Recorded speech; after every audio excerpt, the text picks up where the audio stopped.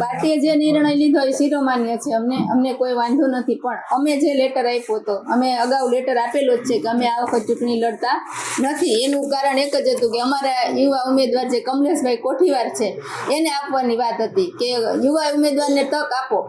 અમે 2 વખત લડ્યા, આ વખત કમલેશભાઈને તક આપો. તો કમલેશભાઈને મોકલી દીધા 12 નંબર વોર્ડમાં. અને તમે જાણો છો કે અમારું કામ જે રીતે તમે અમને હાઇલાઇટ કર્યા હતા, તમારી હાજરીમાં જ અમારા બધા કામ, જે વખત હું કોર્પોરેટર હતી ત્યારે જે રીતના મારા કામ હતા એ તમે બધા પણ જાણો છો.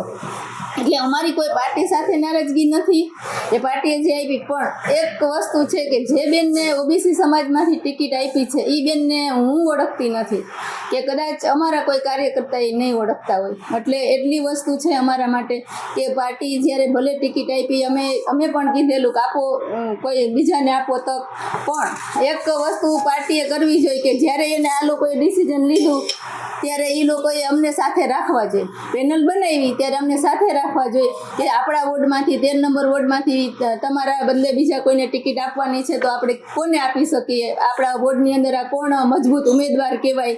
એટલે આ વસ્તુ પાર્ટીએ કરવી જોઈએ. એટલે આ બેન જે આવ્યા છે એ બેનને અમે કોઈ ઓળખતા નથી.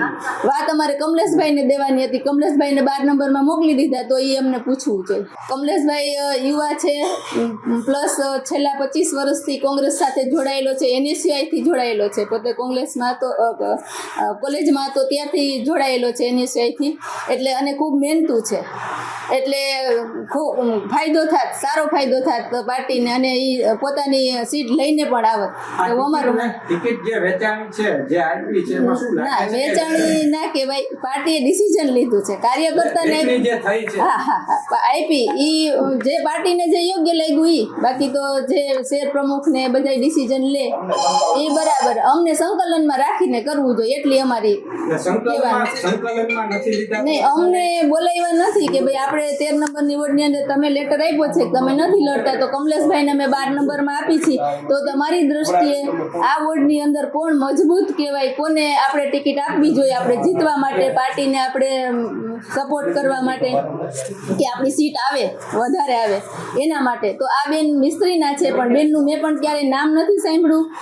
છેલ્લા 10 વર્ષથી તો હું પણ સક્રિય રીતે છું, તો એમાં મેં બેન ક્યારેય અમારા કાર્યક્રમમાં નથી આવ્યા કે નથી એમના હસબન્ડ આવ્યા. ત્યારે જ ન્યૂઝરૂમ ગુજરાતની યુટ્યુબ ચેનલને સબસ્ક્રાઇબ કરો અને ઇન્સ્ટાગ્રામ અને ફેસબુક પર ફોલો કરો. અપડેટ રહો, સત્યની સાથે રહો.